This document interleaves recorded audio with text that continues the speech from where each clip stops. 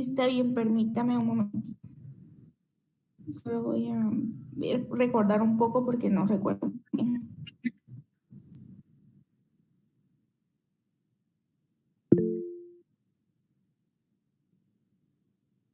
Dígame, Gloria. Sí, ¿podría apoyar a la compañera? Sí, por favor, aquí es de que todos nos apoyemos. Adelante, Gloria. Perdón, es que somos dos.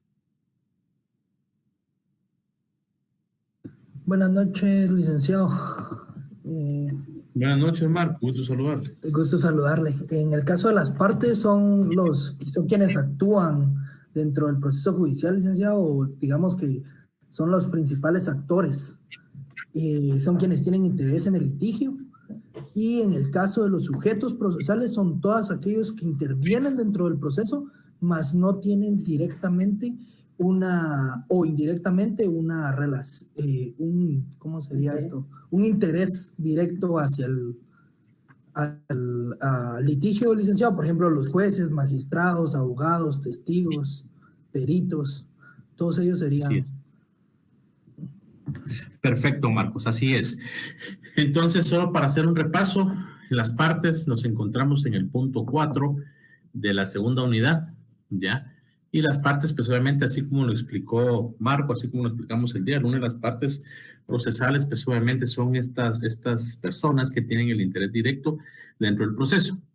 ¿Y por qué la inspección? Bueno, ya lo vimos conforme al artículo 280 por mandato del Código de Trabajo, por mandato legal, pues se tendrá como parte procesal a la Inspección General de Trabajo cuando produzcan estos tres aspectos. El primero, cuando finalice la relación laboral sin que se le haya pagado sus prestaciones laborales a las personas. Dos, cuando se trate, pues obviamente, de mujeres en estado de gravidez, ¿ya? No sé si me escuchan ahí. Sí, licenciado, sí se escucha. Se escucha. En estado de gravidez y cuando finalice la relación laboral en este aspecto, porque pues se da, cuando finalice la relación laboral con personas que tengan menor de 18 años, sean menor de 18 años. Entonces, ahí regularmente nos vamos a encontrar con las partes procesales. La capacidad, pues obviamente ya lo vimos, esto es un breve repaso, pues la capacidad procesal que todos tenemos para comparecer dentro de un proceso como tal. Es decir, pues obviamente cuando hablamos en el sentido material nos referimos específicamente a las partes o a los sujetos, más bien a las partes procesales que tienen un interés. ¿Y cómo lo vamos a demostrar? Pues obviamente con nuestro documento personal de identificación. ¿Ya? ¿Y cómo obtenemos esta capacidad procesal? Pues obviamente a través de como lo repito, el documento personal de identificación que acredite que somos personas mayores de edad. Artículo 8 del Código Civil. Aquí vamos a tener esa interrelación como tal. ¿Y qué es la capacidad procesal como tal? Es la facultad, obviamente, que tenemos para poder comparecer ante un proceso, porque un niño de 7, 9, 10, 11 años no puede comparecer. Pero también un niño o niña adolescente de 14 años no puede comparecer, aunque el Código de Trabajo ya lo regula específicamente en el artículo 31. ¿Por qué? Por lo que dijimos sobre el bloque de constitucionalidad, el control de constitucionalidad con relación a los derechos y garantías que tienen las personas y principalmente a este principio de indubio pro operario. Es decir, la norma más favorable y la condición más favorable. Entonces, tenemos que tener la capacidad de 18 años para poder comparecer en los juicios correspondientes. Eso lo vimos el día lunes. Y la representación de las partes y sus limitaciones en el Código de Trabajo. ¿Qué es una representación? Bueno, pues la representación como tal es la facultad o la potestad que tenemos para poder comparecer a juicio o para poder comparecer en representación de otra persona a un juicio. Centrémonos en el aspecto eminentemente laboral. Cuando hablamos de un juicio ordinario laboral, en el aspecto eminentemente individual, ¿cómo vamos a comparecer? Si estamos hablando de una persona jurídica individual, pues a través de nuestro mandatario, si no podemos llegar, o obviamente de forma personal. Pero cuando estamos hablando de una persona jurídica colectiva, recordémonos que existe una gama de representantes que la persona puede tener. Estoy hablando de la persona jurídica colectiva. ¿Alguien tiene su código de comercio a la mano?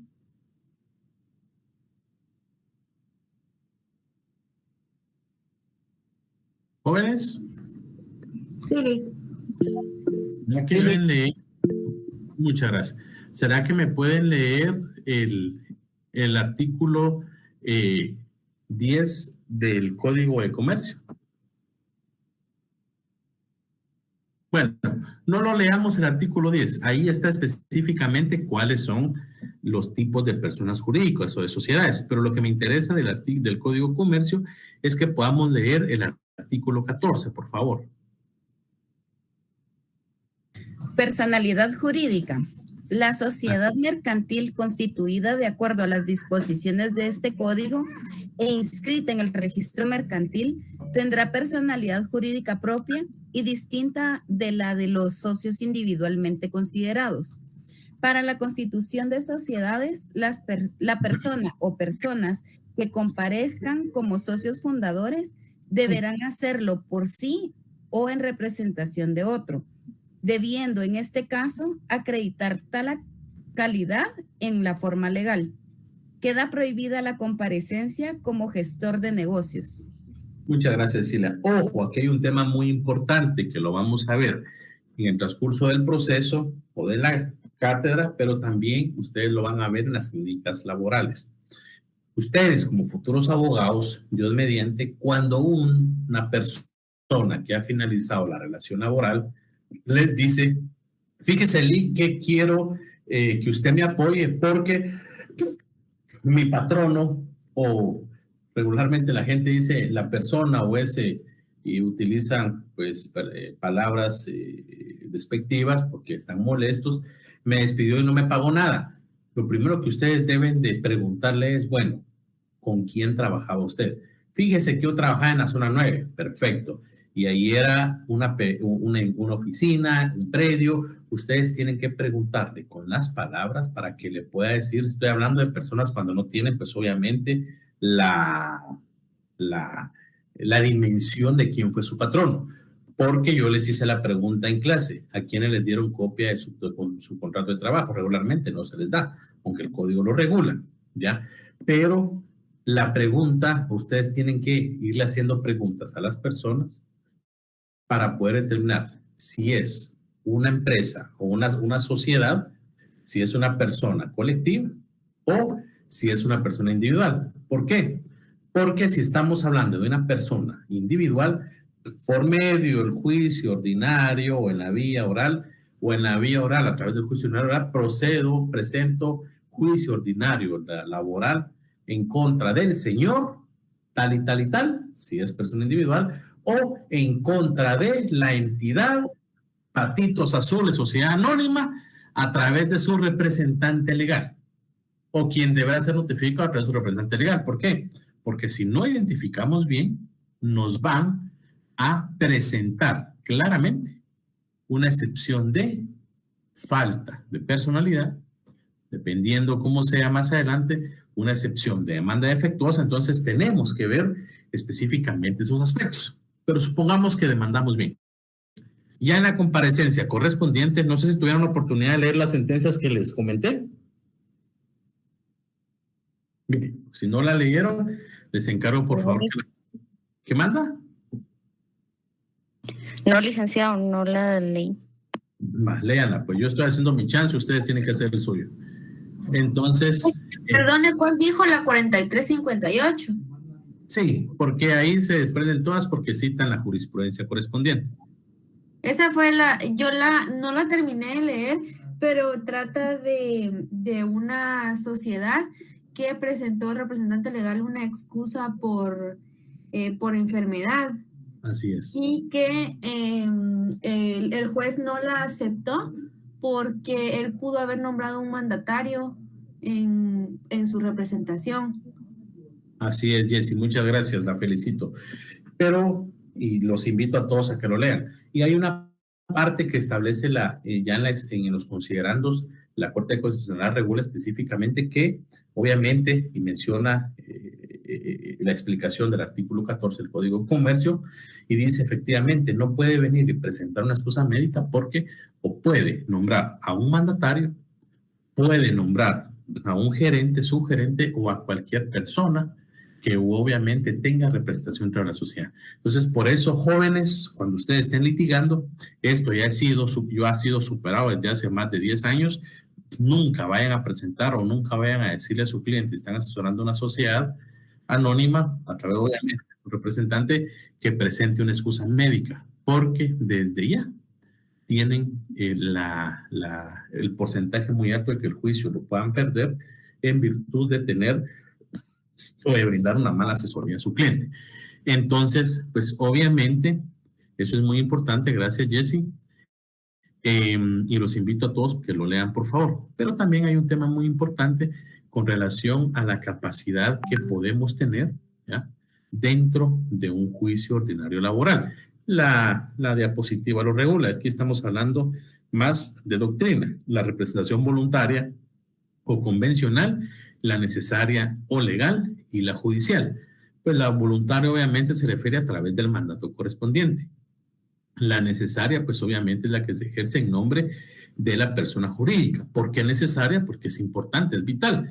Es decir, estamos hablando de que va a ir o el representante legal, el administrador único o uno de los miembros del Consejo de Administración, ¿ya? Y pues obviamente, ¿por qué? Porque solo ellos pueden actuar, porque son los designados a actuar dentro del proceso. Y la legal, pues obviamente que son estas representaciones que nombra el juez en virtud de ser una persona incapaz, interdicta, que son menores de edad, niños, niñas, adolescentes, o, y un tema muy importante también, cuando fallece una persona. Cuando fallece una persona, ¿se extinguen los derechos u obligaciones o continúan? ¿Jóvenes?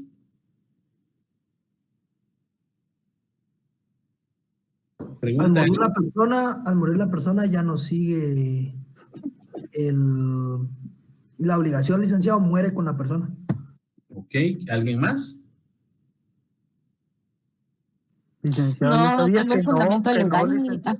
Yo sabía que no, licenciado. ¿Alguien más? No tengo el fundamento legal, licenciado, y de hecho me gustaría saberlo, ¿verdad? Pero yo sabía que sí se exime la obligación y los derechos. Derecho Civil 4, ¿ya lo vieron? Sí, que está en el Código Civil, sí, se extingue. No me recuerdo ahorita el artículo, pero sí, ya lo vimos. Ok, se extingue. ¿Y alguien más? Licenciado, entonces, ¿qué pasa? Yo escuché una vez un caso de un tema de pensión, que si se moría, supóngase, voy a ponerme en el caso mío, ¿verdad? Supóngase que yo tengo un hijo y yo muero. Supóngase, y mis papás tendrían que hacerse cargo, algo así escuché yo. No sé si me acuerdo bien o estoy mal, pero algo así, no sé. Ok, Adriana. Sí, buenas noches, Lick. Mire, lo que yo recuerdo es de que no se exime porque si parece que le condonan por decirlo, la deuda o lo que tenga pendiente a un familiar. Ok. Jocelyn. Buenas noches, Lick. Yo considero que se extingue la obligación, más no el derecho, porque tienen algún beneficiario. Ok, vamos a escuchar a dos personas más para explicarles. ¿Alguien más?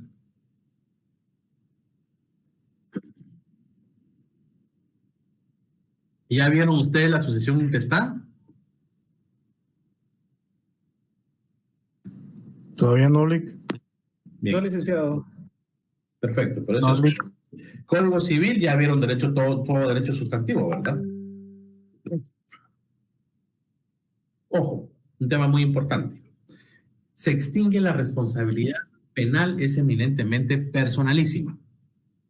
Pero, Luis Alejandro lo mencionó ahí, ¿qué pasa si yo tengo un hijo y yo fallezco? Supongamos el caso, muchos casos que hemos llevado, está la pareja o está el hombre y pues tiene un hijo, porque es lo que regularmente se da. No quiere decir que es la regla general, que es la excepción, sino que se da regularmente, y fallece, y la pues mamá del niño se entera de que falleció, pero se entera de que dejó bienes. ¿Cómo van en primer lugar, quién está llamado a suceder? Sus herederos. Pero ¿cómo se va? ¿Qué manda? Los hijos. Los hijos. Pero ¿cómo va a reclamar ella el derecho específicamente de la manutención? Ahí voy a la representación de las partes y sus limitaciones. A través de un juicio oral de pensión alimenticia. Obviamente no se va, ¿ya? No se va a demandar a la persona que ya falleció, porque la persona que falleció se extinguen los derechos que la persona tiene. Los derechos como tal, hasta cierto punto, pero se extinguirán sus obligaciones. Por eso es que el juicio ordinario laboral, y entrando un poquito a civil, y vamos a hablar de esos dos aspectos, yo he llevado cantidad de procesos en materia laboral que demando las prestaciones, ahorita voy a vivir, demando las prestaciones que se dejaron de pagar al señor tal y tal por medio de su administrador de la mortual o por medio de su albacea o ejecutor testamentario, porque son dos representantes. Ya. Ahí se demanda específicamente al administrador de la mortual, porque es la persona que va a tener la obligación de velar por los bienes, pero también de cumplir con todas aquellas obligaciones que la persona fallecida tenía. Se extingue la responsabilidad penal. ¿Por qué? Porque es eminentemente personalísima. Y he hablado también, y se han presentado juicios orales de alimentos en contra de la persona que falleció por medio de su administrador de la mortual. Entonces, se extinguen los derechos. Pero aquí les hago una pregunta. ¿Ustedes creen que se extinguen los derechos y obligaciones? Por eso lo dije hasta cierto punto de la persona que fallece. ¿Qué pasa, Vivian? Dígame. Antes de hacerle la pregunta. Dígame, Vivian. Licenciado, una pregunta. Fíjese que mi hermano acaba de morir hace poco. Entonces, así como él dejó 2 niños pequeños, pero él vivía con su pareja. Entonces, la pareja puede ir y pedir que se le dé la pensión. ¿La pareja se le cortó? Que pida la pensión por mis sobrinos, o cómo sería, no le entendí bien esa parte, porque mi hermano vivía con ella, y era también, o sea, que ella podría venir y, o sea, pedir la pensión. Si dejó bienes. Ah, ok. Ahí nos tenemos que ir al Código Civil. Eso yo se lo puedo explicar con mucho gusto, pero tenemos que ir al Código Civil, porque la obligación. ¿Quién es el alimentante y quién es el alimentista? ¿Jóvenes? El alimentista es el menor y el alimentante es el obligado. Así es. Entonces, si venimos y tenemos un hijo menor de edad, y si yo dejo bienes y obligaciones, bienes y obligaciones o derechos, las personas que yo dejo como herederos tienen la obligación de darle a mi hijo los alimentos hasta por el monto en que yo, pues obviamente, tenga la capacidad económica. Yo se lo voy a explicar bien, Vivian, para solo terminar de explicar la representación.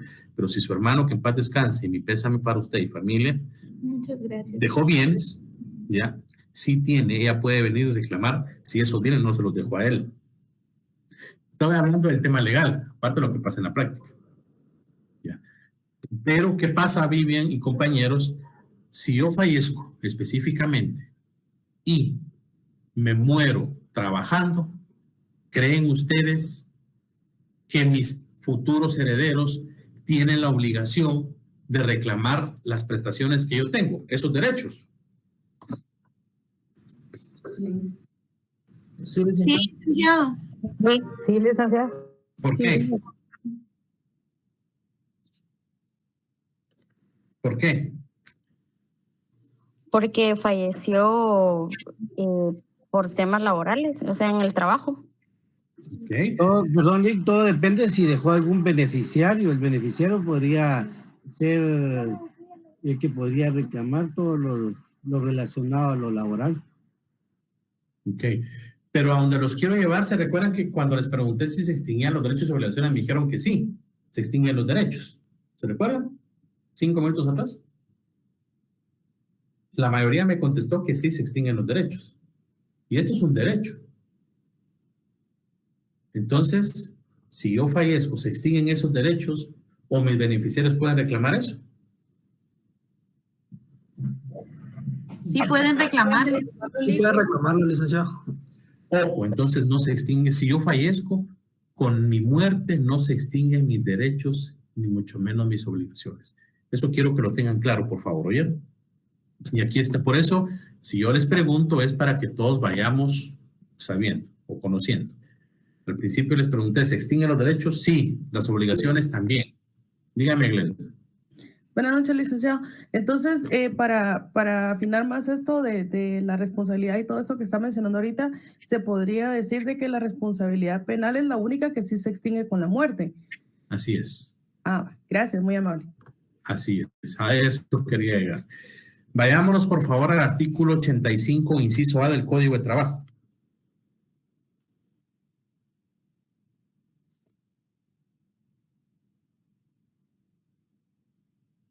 Pero si alguien me lo lee, se los voy a agradecer. Artículo 85, inciso A del Código de Trabajo. Muerte del trabajador. Solo leamos las primeras 4 líneas del artículo, o leamos el artículo 85 desde el principio, por favor. Ok, licenciado, artículo 85. Son causas que terminan con los contratos de trabajo de cualquier clase que sean sin responsabilidad para el trabajador y sin que se extingan los derechos de este o de sus herederos. Leamos otra vez, por favor. Que sean sin responsabilidad para el trabajador y sin que se extingan los derechos de este o de sus herederos. Y sin que se extingan los derechos de este. Continuamos. Para reclamar y obtener el pago de las prestaciones o indemnizaciones que puedan corresponderles en virtud de lo ordenado por el presente código o por disposiciones especiales, como las que contengan los reglamentos emitidos por el Instituto Guatemalteco de Seguridad Social, en uso de sus atribuciones. A. Muerte del trabajador, en cuyo caso, si éste en el momento de su deceso no gozaba de la protección de dicho instituto o si sus dependientes económicos no tienen derecho a sus beneficios correlativos por algún motivo, la obligación del patrono es la de cubrir a dichos dependientes el importe de un mes de salario por cada año de servicios prestados, hasta el límite máximo de 15 meses si se tratare de empresas con 20 o más trabajadores, y de 10 meses si fueran empresas con menos de 20 trabajadores. Dicha indemnización... Paremos ahí, por favor. Paremos ahí, Marco. ¿Creen ustedes, ya hicieron la tarea de confrontar la Constitución con el Código de Trabajo? Sí, licenciado, prevalece lo que más beneficia al trabajador. Ok, ¿y qué beneficia más al trabajador? Disculpe, Marco, pero eso antes de que siga. Aquí regula que el importe de un mes de salario por cada año de servicio presentados hasta el límite máximo de 15 meses si se tratara de empresas con 20 o más trabajadores y de 10 meses si fueran empresas con menos de 20 trabajadores. Dígame, Cecilia. Eso también está contemplado en la literal P del artículo 102 de la Constitución. ¿Y qué regula? Regula que es obligación del empleador otorgar al cónyuge o conviviente hijos menores o incapacitados de un trabajador que fallezca, estando a su servicio, una prestación equivalente a un mes de salario por cada año laborado. Esta prestación se cubrirá por mensualidades vencidas y su monto no será menor del último salario recibido por el trabajador. Si la muerte ocurre por causa cuyo riesgo esté cubierto totalmente por el régimen de seguridad social, cesa esta obligación del empleador. En caso de que no esté en el régimen, en caso de que este régimen no lo cubra íntegramente la prestación, el empleador deberá pagar la diferencia. Gracias, Cecilia. Pero se dan cuenta que regula una prestación equivalente a un mes de salario por cada año laborado. ¿Hace alguna clasificación la Constitución? No. No, licenciado. El Código de Trabajo regula que se le va a pagar hasta un mínimo de 15 meses si se trata de empresas con 20 o más trabajadores y de 10 meses si se trata de menos. A donde quiero llegar es, ¿qué prevalece? Principio del trabajo, licenciado, porque está más explícito y mejor explicado en el Código de Trabajo y favorece al trabajador. Entonces, por ende, prevalece el Código de Trabajo. Yo creo que es lo contrario, favorece más la Constitución porque es sobre años laborados. Sí, pues así es. Dependiendo de la situación del trabajador, ¿verdad? Porque si el trabajador no, pues no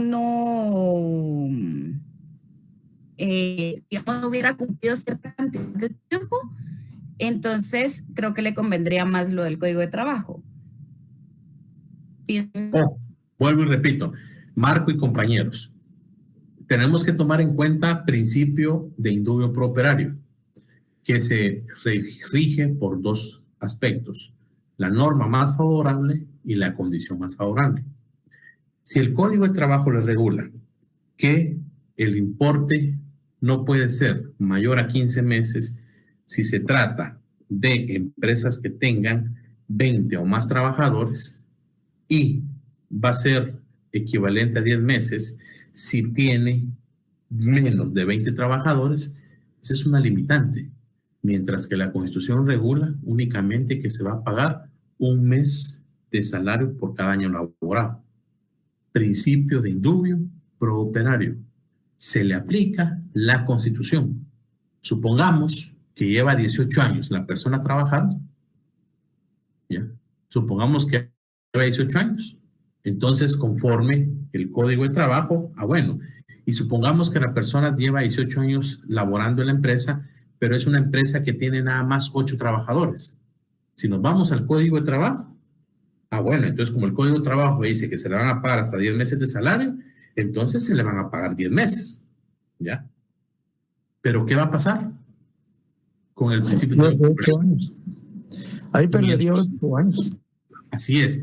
Le aplicamos la Constitución. ¿Por qué? Porque la Constitución regula que se le paga un mes de salario por cada año laborado. No anda haciendo clasificación o distinción de que si son 20. No sé si me estoy explicando bien. Sí, licenciado, básicamente se busca siempre la protección a la persona y específicamente a sus derechos, como en este caso el Código de Trabajo regula una menor cantidad de tiempo, se aplica la Constitución en base a que se apoye al trabajador, dándole el tiempo completo que haya elaborado.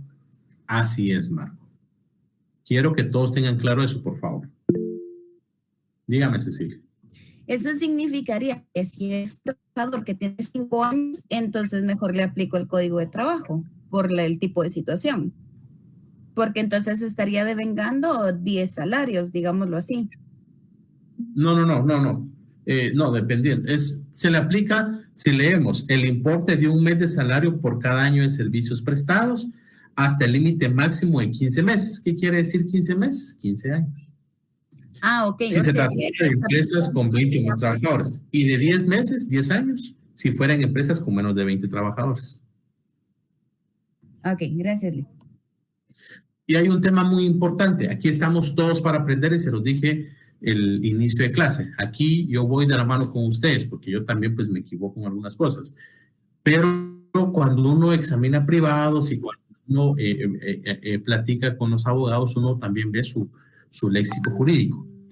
Hay personas, porque esto no nos lo han enseñado, porque pues, aunque ustedes no lo crean, yo cuando salí porque yo no lo sé todo, cuando salí a estudiar yo me metí a una escuela de lenguaje para poder hablar bien y de redacción.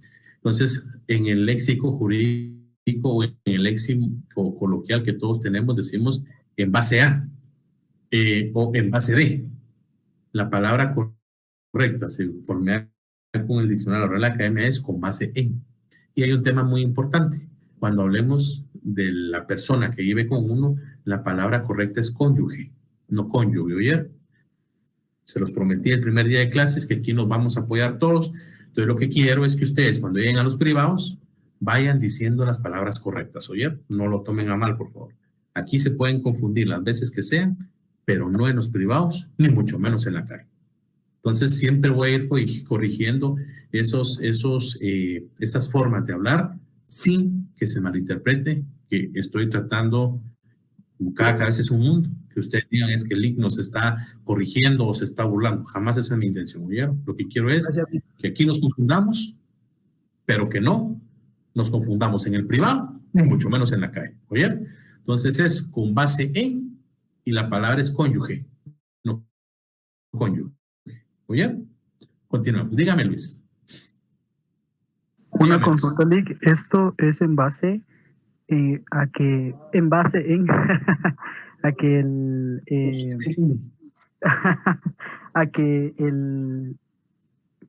¿cómo se llama? El Instituto Guatemalteco de Seguridad Social no cubra al trabajador a la hora de su muerte, ¿verdad?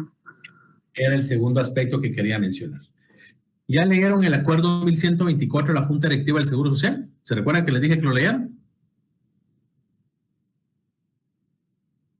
Yo hago mi chance.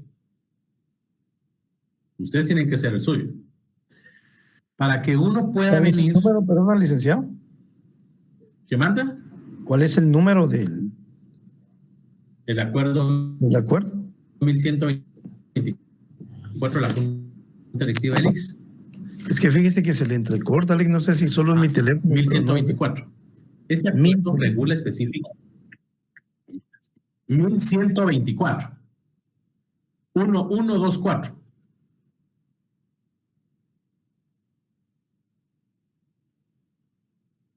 ¿Me escuchan ahí, jóvenes? Hoy sí, gracias, muy amable.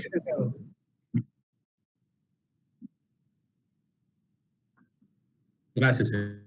Bien, entonces sí es que el internet ustedes dicen que es la mejor señal.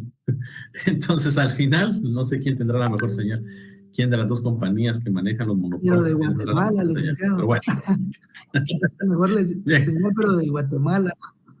Sí, hombre, qué pena.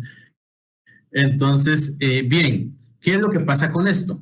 El acuerdo 1124 de la Junta Directiva del Instituto Guatemalteco es una pensión a una persona. ¿Cuáles son los tres tipos de pensión que regula el acuerdo 1124? Pensión por invalidez, vejez y sobrevivencia. Ojo, pensión por invalidez, vejez y sobrevivencia. Y aquí va un punto de tesis. ¿Ya? ¿Es justo y legal que una pensión cubra ese posible derecho a una indemnización, sabiendo que la indemnización no es un derecho, sino es una compensación económica que recibe el trabajador cuando finaliza la relación laboral? Porque para poder gozar de una pensión por sobrevivencia, debo de haber cotizado mínimo 36 cuotas al Seguro Social. ¿Ya? Entonces, va a depender, Luis, mucho y compañeros, en cuanto a la forma en que se dé el fallecimiento. Porque, ¿cuáles son los dos derechos que en teoría debe tener una persona? 3. Pero, ¿cuáles son los dos derechos principales que una persona cuando entra a laborar debe tener? Mínimo, salario mínimo. Y 2, afiliación al Seguro Social. Entonces, esto va a depender, Luis y compañeros, porque el acuerdo regula muerte del trabajador, una pensión o una indemnización, pero no es lo mismo indemnización que pensión. ¿O creen ustedes que es lo mismo, jóvenes? No, licenciado. No es lo mismo. No. La pensión es un derecho. ¿Es lo mismo seguridad social que previsión social? No, ¿Por qué? ¿Por qué, Sergio? Buenas noches.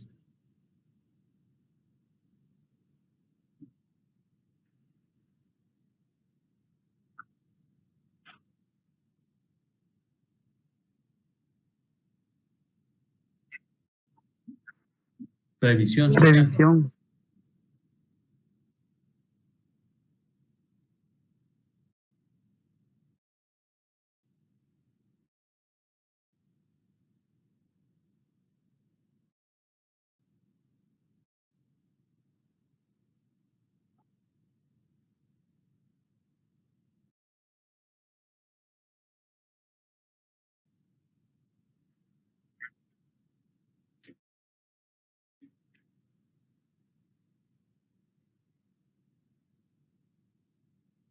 Así es sí, está bien, es una función eminentemente preventiva, que va a ser social, previsión social, es decir, no temas de bolsas solidarias o ayudas económicas ni bolsas de seguridad, sino estamos hablando de previsión social, salud en el trabajo como tal, ¿ya? Seguridad e higiene en el trabajo. Si nos metemos a ver la definición de previsión social, no es lo mismo que seguridad social, porque seguridad social está enfocado en dos aspectos primordiales, en un aspecto inmediato y en un aspecto a futuro.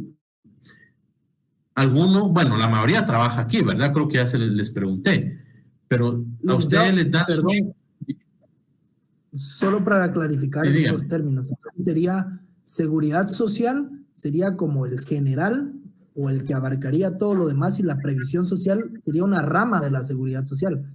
¿Sí sería? No, son dos derechos distintos. Son dos derechos distintos. La seguridad social es una rama del derecho aparte del derecho de trabajo.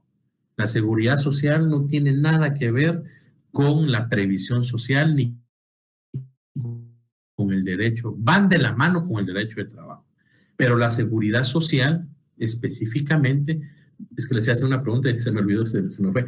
La seguridad social va de la mano, va en dos aspectos. El primero, en tener una función. Les iba a preguntar, ¿algunos de los que están acá les envían sus vouchers de descuentos de pago cada mes? No, licenciado. Dígame. Sí, Sí, licenciado, a mí me envía mi boleta con el desglose de lo que me cancelan. Perdón. Cuando es 011 aparece ahí el desglose, Lic. En el caso de una institución donde yo estoy, que fue la Contraloría General de Cuentas, ahí lo que hacían era que después del año 2014, voluntariamente uno hacía el pago para que ya estuviera incluido en ese listado de los que tenían asistencia. Ok, me quitó la palabra Jorge Arturo. Marco, seguridad social es un derecho que tiene que ver eminentemente con la salud. Seguridad, ¿cuáles son los dos derechos fundamentales del Instituto Guatemalteco de Seguridad Social? La seguridad social no tiene nada que ver con la previsión social. Eso bórrenlo de su mente, por favor. Aunque parecen familiares, no son familiares. Previsión social, estamos hablando a prevenir específicamente accidentes de trabajo. Prevenir específicamente acciones que puedan darse durante la relación laboral. Lo estoy explicando a grosso modo. Si ustedes quieren profundizar, lean un poco más. Previsión social tiene que ver específicamente con el apoyo. No tiene nada que ver con el apoyo social. Lo que no les confunda la palabra social. Y seguridad social tiene que ver, como dijo Jorge Arturo, con la asistencia médica que una persona puede llegar a tener o debe de llegar a tener en una relación laboral. Pero el seguro social, ¿cuáles son los dos grandes pilares? Enfermedad, maternidad y accidentes, que es el EMA, como se le conoce, que a uno como trabajador le descuentan el 3%. Chequen eso. Y el 1.83, que es para invalidez, vejez y sobrevivencia.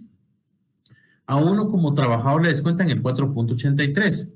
Dentro de la gama, si ustedes quieren leer, apunten por favor el acuerdo 522 de la Junta Directiva del Instituto Guatemalteco de Seguridad Social.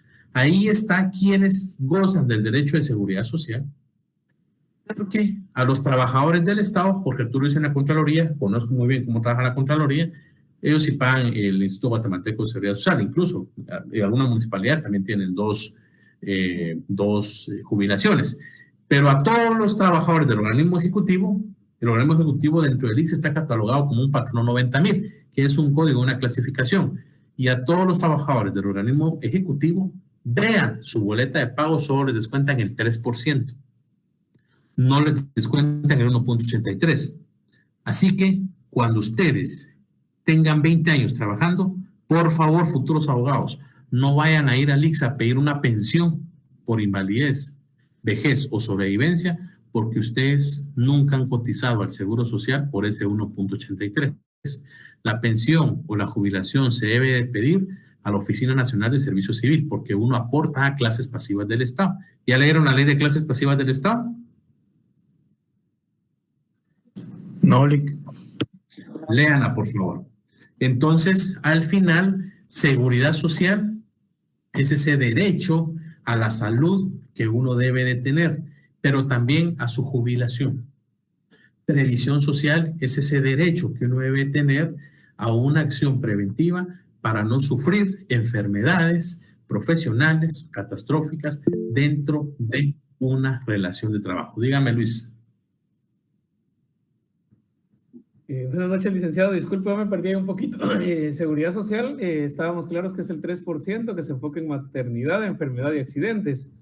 Y el 1.83% que es por IBS. Ahora, la pregunta es, ¿el 4.83 corresponde a seguridad social o seguridad social sería únicamente el 3 y el 1.83 sería la previsión social? No, es que no es previsión. Previsión social, sáquenlo fuera, obviamente. Sáquenlo, aquí vamos a aprender a hablar todos. Seguridad social, pónganlo en un cúbico aparte. Ya. Aquí previsión social no tiene nada que ver con seguridad social. Seguridad social es el conjunto, Luis y compañeros. Y las clases, las especies ya son enfermedad, maternidad y accidentes. Y 1.83, invalidez, vejez y sobrevivencia. Previsión social es otro tema, es prevenir específicamente acciones o enfermedades dentro de una relación de trabajo. Dígame, Adrián. No sé si quedó claro, Luis. Gracias, licenciado. Bien claro. Gracias. Dígame, Adrián. Lic, solo una consultita. ¿Será que podemos tener una como definición entre previsión social y seguridad social? Yo ya lo entendí, ¿verdad? Ya sé que la seguridad social es para la salud y lo que es la prevención es para prevenir contratos de trabajo, ¿verdad? Creo que así lo dijo. Entonces, no sé si podemos tener una definición para quedar como que claros de una vez. Les gustan las definiciones a usted, ¿verdad? Es solo por tratar de clasificar nada más. Bueno. Esto lo pueden buscar ustedes en Google, lo pueden buscar en cualquier parte, pero si buscamos una definición como tal de previsión social, podemos tener que la previsión social es ese conjunto de normas, doctrinas, instituciones, ¿ya? Que puedan venir y apoyar a las personas ante esa situación específica de riesgos de trabajo, ¿ya? Aspectos de vulnerabilidad,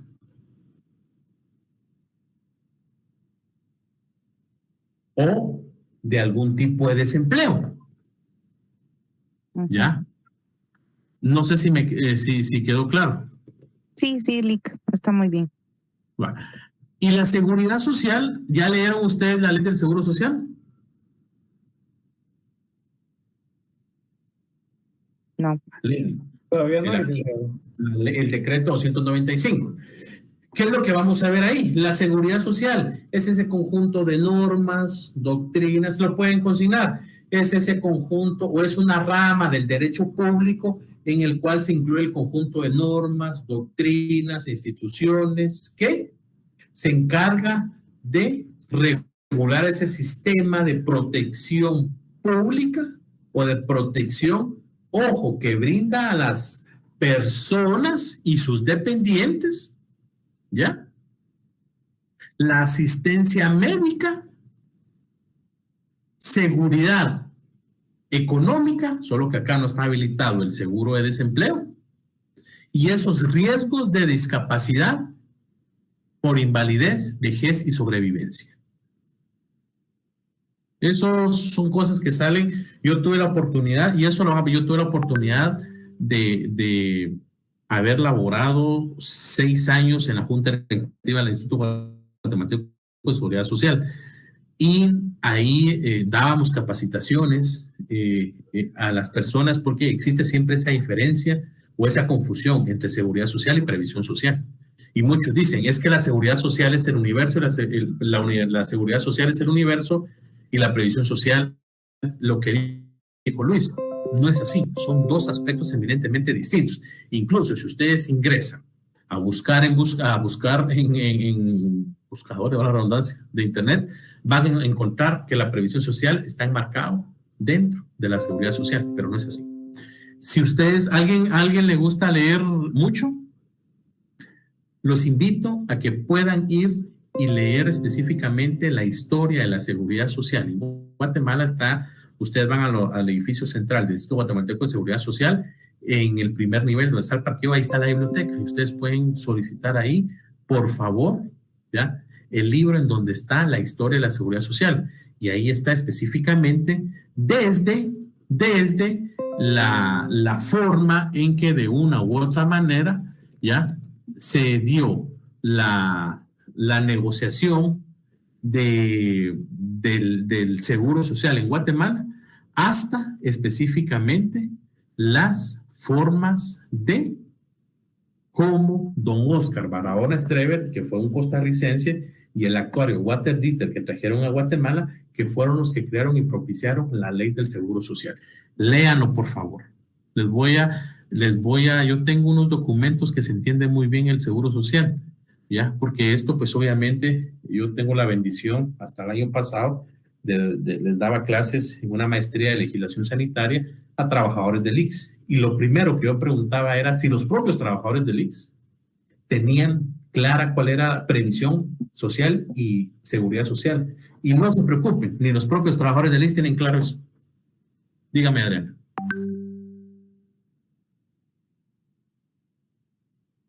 Dígame, Adriana.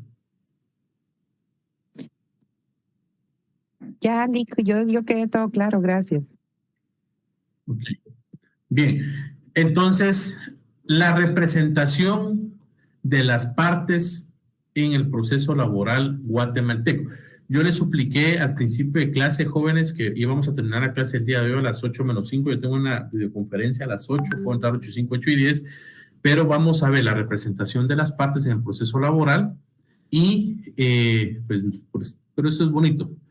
Nos va a faltar nada más las reglas de la competencia. Pero las reglas de la competencia, en el repaso que hagamos, si ustedes gustan hacer un repaso, pues voy a darlo, pero eso es fácil y sencillo. ¿Quiénes pueden ser las partes dentro del proceso laboral? Artículo, y lo leímos aquel día, 278 del Código de Trabajo, 281 del Código de Trabajo, y eso sí les suplico que lo lean, por favor. ¿Ya? Artículo 278, 279, 280 del Código de Trabajo, y nos vamos específicamente al artículo 323 del Código de Trabajo. Esto lo estábamos leyendo el día lunes. Ahí en el artículo 323 está quienes pueden ejercer la representación, ¿ya?, de las partes. 1, los abogados legalmente colegiados. 2, los dirigentes sindicales, siempre y cuando no excedan de ciertos salarios. Díganme, Jorge Arturo y Luis.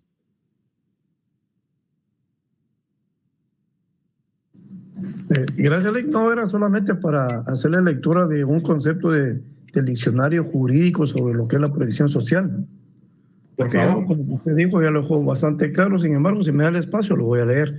Dice, por favor, la previsión social puede ser conceptualizada como un conjunto de medios o instrumentos protectores de necesidades sociales que el Estado pone a disposición de o impone a los individuos para atender las necesidades sociales de estos, con la finalidad de cumplir la función estatal de liberar a los individuos de las necesidades sociales. Gracias. Si se dan cuenta, más que todo es ayudas, apoyos. Dígame, Luis. Gracias, Jorge Arturo. Licenciado, disculpe, los artículos que mencionó anteriormente al 323 son del Código de Trabajo también. Sí, todos. Gracias, Lic. Gracias. Las partes jurídicas, entonces, eso en el artículo 321 del Código de Trabajo ya lo vamos a encontrar. Segundo párrafo. No es necesaria la intervención de asesor en estos juicios. Sin embargo, si las partes se sienten asesorar, podrán actuar como tales los abogados, los dirigentes sindicales y los estudiantes de Derecho en las universidades que funcionan legalmente en el país. Pueden comparecer a través de un mandato, lo que ya vimos hace unos minutos. Y reglas de la competencia. ¿Quedó alguna duda conforme a lo que acabo de explicar, jóvenes?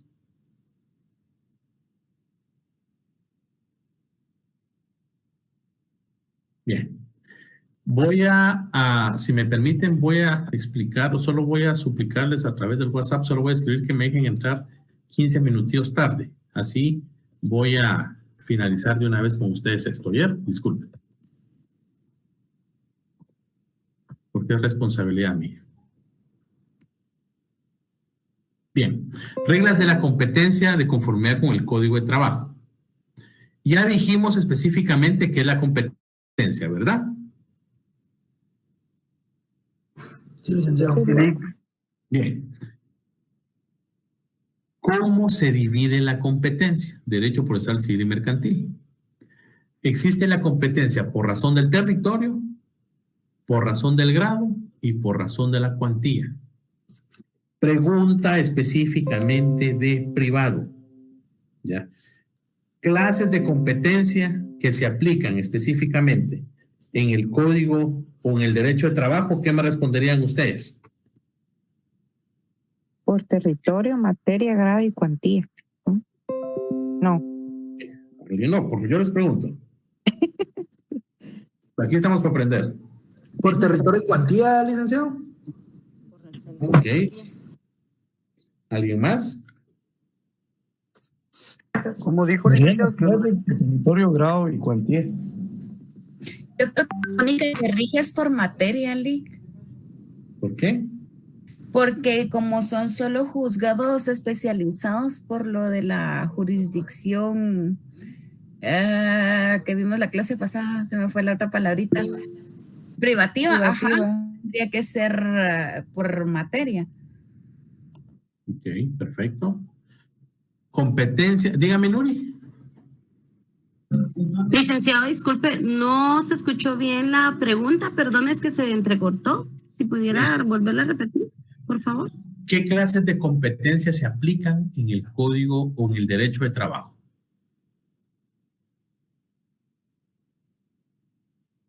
Fácil y sencillo. Se aplican únicamente competencia por razón del territorio. Ojo, a excepción de lo que vimos el lunes pasado, que se haya establecido específicamente que puede darse en otra parte si así lo regula y es beneficioso para el trabajador. Artículo 307. Competencia por razón de la materia. ¿Es correcto? Jurisdicción privativa. ¿Van conmigo? Sí, licenciado. Competencia por razón del grado. ¿A qué se refiere competencia por razón del grado? Por las instancias. Primera instancia, segunda instancia. ¿Pero ustedes creen que aplica la competencia por razón de la cuantía? No, yo considero que no, porque creo que solo en los juzgados de materias civiles que se ve lo de baja cuantía y eso. Así es. Pregunta de privado y pregunta para la vida. Fíjese el link que me despidieron y me deben 5,000, 10,000 quetzales. Fíjese el link que me despidieron y me deben 500,000 quetzales. ¿Ustedes creen que uno se va a juzgado de paz y otro se va a juzgado a primera instancia? No, son laborales. Los dos se van a un juicio ordinario laboral de primera instancia. Por eso es que existe ese retraso. Alguien que me dé el artículo 291, por favor, del Código de Trabajo, y ahí les va un punto de tesis. No se comerán con sus tesis, pero aquí yo les doy puntos a todos. 291, por favor, alguien que me lo lea. Dile que se lo leo yo. Por favor. Los juzgados de paz conocen de todos aquellos conflictos de trabajo cuya cuantía no exceda de 3,000 quetzales. Todos los jueces de paz de la República tienen competencia para conocer en esos conflictos donde no hubiesen jueces privativos de trabajo y previsión social. Contra las resoluciones que se dicten caben los recursos que establece la presente ley. Gracias, Marilyn. ¿Cuánto es el salario mínimo o a cuánto asciende la cantidad del salario mínimo este año, jóvenes? Con la bonificación e incentivo, 3,973. Sin la bonificación e incentivo, Leila, gracias. Pues lo reste, dígame ya. Este es un artículo vigente, pero no positivo. ¿Por qué? Porque, ojo, si a una persona le están pagando 1,000 quetzales, de igual manera nos vamos a un juzgado de primera instancia porque vamos a pedir el reajuste salarial. Pregunta de privado. Dígame si aplica la competencia por razón de la cuantía en el derecho de trabajo, licenciado de conformidad. Bueno, inicialmente de conformidad con el artículo 191 regulaba ciertos aspectos, pero en la realidad no se aplica y empiezan a explicar ustedes todo. Solo en derecho de trabajo, mientras no existe una reforma, se van a aplicar la competencia por razón del territorio, salvo que sea en beneficio del trabajador, artículo 307, competencia por razón de la materia, eminentemente jurisdicción privativa y competencia por razón del grado. ¿Ya? Ojo, aquí hay un tema muy importante. Y se recuerdan que les dije el lunes pasado, grábense esto, por favor. Vayámonos al artículo 307. Se recuerdan que les dije y nos vamos al 314. Se recuerdan que les dije, grábense esto cuando les estoy mencionando sobre la jurisdicción y competencia. Sí, licenciado. Bien, Sí, alguien que me lea el artículo 307, 314, por favor. Veamos primero el 307. Artículo 307. En los conflictos de trabajo, la jurisdicción es improrrogable por razón de la materia y del territorio. Paremos ahí. ¿Qué es la jurisdicción? Dijimos, esto fue lo que les dije el lunes pasado, que se les quedara. ¿Qué es la jurisdicción? La potestad que tiene el Estado para administrar y aplicar justicia. Por medio de los jueces. Entonces, es lógico que todos los jueces de la República de Guatemala tienen jurisdicción, ¿o no? Sí, licenciado. Sí, pero no todos tienen competencia. Ahí está, Esther. Entonces, lo que los honorables padres de la patria o los diputados debieron de consignar acá es, en los conflictos de trabajo, la competencia es improrrogable por razón de la materia y del territorio. No sé si van siguiéndome. Sí, licenciado. ¿Han escuchado ustedes que dice plantea un conflicto de jurisdicción? Y por muchos años se estableció así. Incluso hay un tribunal que es el Tribunal de Conflicto de Jurisdicción. Lo correcto es un tribunal de conflictos de competencia. Porque la jurisdicción todos la tienen. ¿No dijimos que la jurisdicción es el pastel, pues? ¿Se recuerdan? Y la competencia es la porción. Pedazo de pastel. El pedazo de pastel. El que ustedes quieran comerse. Pero es el pedazo de pastel. O magdalena, o pan, lo que ustedes quieran. Pero es el pedazo de. Entonces, ojo, 314. Alguien que me lo lea, por favor. Artículo 314.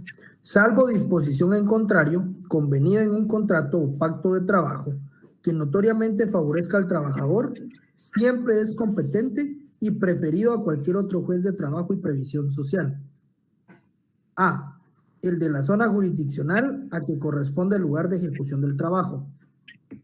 B. El de la zona jurisdiccional a que corresponde a la residencia habitual del demandante, si fueren varios los lugares de ejecución del trabajo. C. el de la zona jurisdiccional a que corresponda la residencia habitual del demandado si fueren conflictos entre patronos o entre trabajadores entre sí con motivos del trabajo.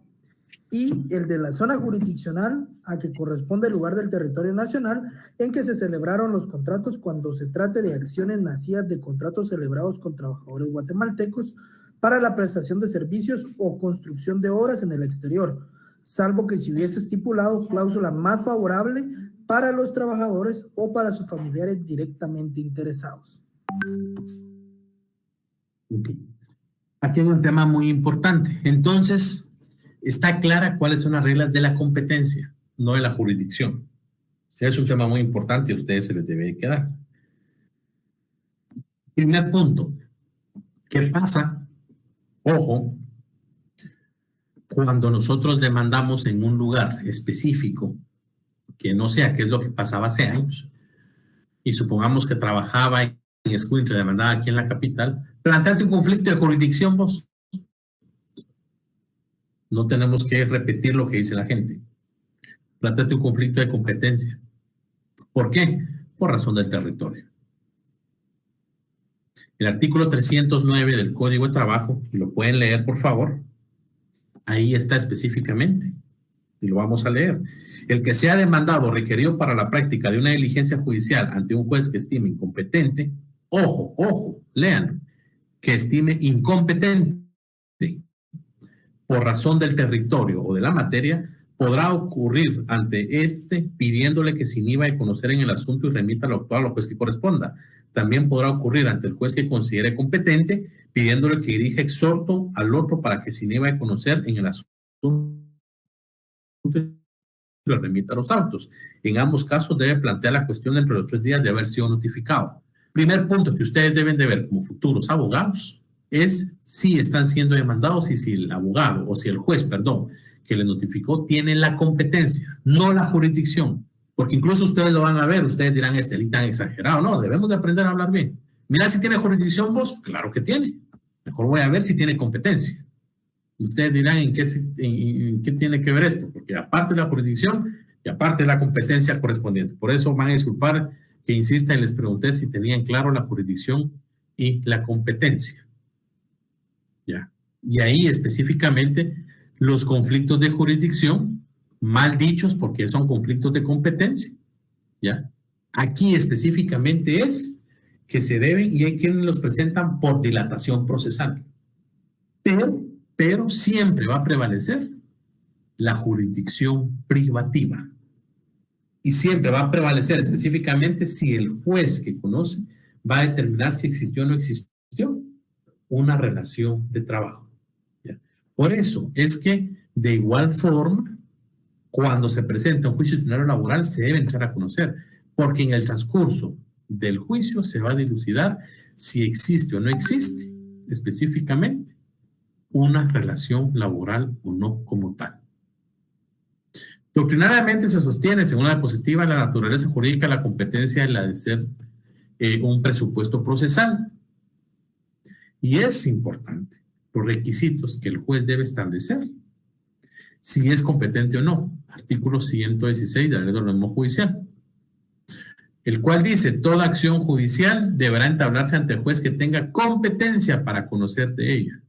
Y siempre que dé la exposición de los hechos, el juez aprecie que no la tiene, debe abstenerse de conocer y sin más trámite mandará en el interesado ocurrir o que ocurra ante quien corresponda.